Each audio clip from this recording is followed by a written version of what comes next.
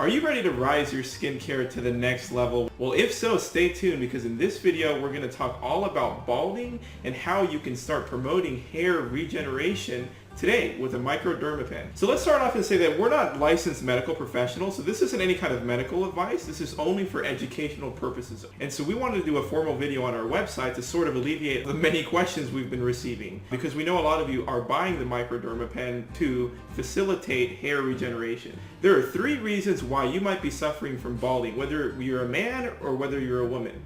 The first one is testosterone converting into DHT in the scalp area. When you convert testosterone into DHT, that will bind to the hair follicle receptor, inhibiting the hair from growing any thicker or longer. The second factor in hair loss is a lack of quality nutrients in your diet circulating through your blood, which is actually easily fixed by altering your diet. The third and last reason balding might be happening is because of lack of blood flow to the scalp. If you have the best diet in the world and awesome vitamins and minerals and nutrients in your blood, it doesn't really matter if there's no blood flow to your scalp, because then all those nutrients are basically bypassing the scalp, and without nutrients, the hair follicle cannot grow at an optimum speed. So the question is, why do men suffer more from balding over women? And the simple answer is because there is more testosterone in a male than there is with a female. So the more testosterone you have in general, the higher chance that your genetics might convert testosterone into DHT or Di-Hydro-Testosterone. Testosterone converts into 2 things. It converts into Di-Hydro-Testosterone DHT to estrogen, but that's not really relevant to hair loss. So we're going to focus on the DHT issue and why this is happening and how you can go ahead and control it. So a lot of you are prone to convert more dihydrotestosterone from the testosterone that's in your blood, and some just convert it in a less efficient way. That's why some men and women don't suffer from hair loss at all. In this video example, we're only going to talk about FDA-approved drugs as a reference. Finasteride acts as a DHT inhibitor. Oral finasteride, you run a higher risk of side effects. And so the biggest breakthrough with this FDA-approved finasteride medicine is the topical version. If you go ahead and contact your licensed medical professional and receive a prescription for topical finasteride, the side effects are almost completely diminished because you are topically applying the finasteride into the scalp.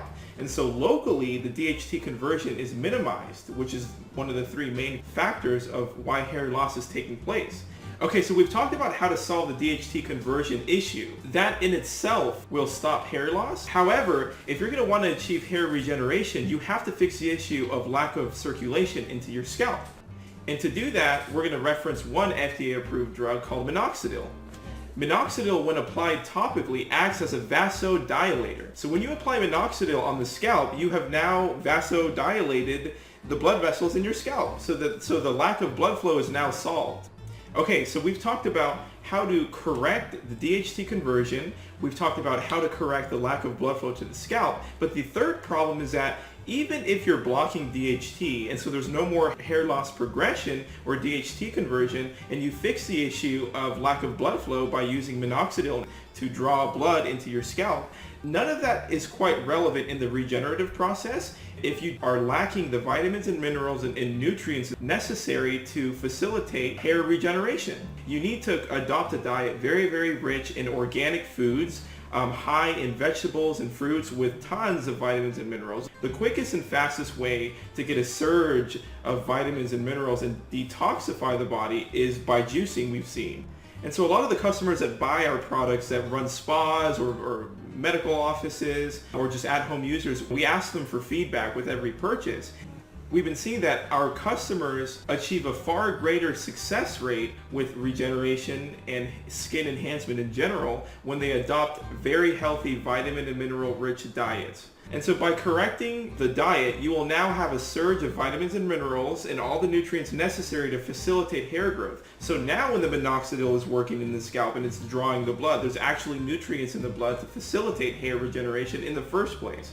So you can't just expect to correct one of the issues and expect the hair to regenerate. You have to manage the DHT conversion, you have to manage the lack of blood flow to the scalp, you have to manage the nutrients in the bloodstream in the first place. Now, the only issue is when you apply these medicines into the scalp, you still need a delivery system for these medicines to effectively reach the hair receptor in a more efficient way. So that's when microneedling or microdermapen comes into play. So for hair regeneration, we would recommend going past no further than 0.5 millimeters with the 36-pin needles in any microdermapen that we offer. Whether it's our devices that you guys are considering purchasing or another microneedling device or a derma roller, it's very, very important to understand that you don't want to go past 0.5 millimeters in length, because if you push the needle length, then you run into the risk of pushing the medicines too far down where now they might enter the bloodstream. If the medicine gets into the bloodstream, you may run into all the side effects that we're trying to avoid. 0.5 millimeters in length is plenty to really deliver the medicines exactly where you want them, into the hair follicle. That way there is absolutely zero risk of having the medicines enter the bloodstream. Alright guys, well I hope you appreciated that video. Thank you so much.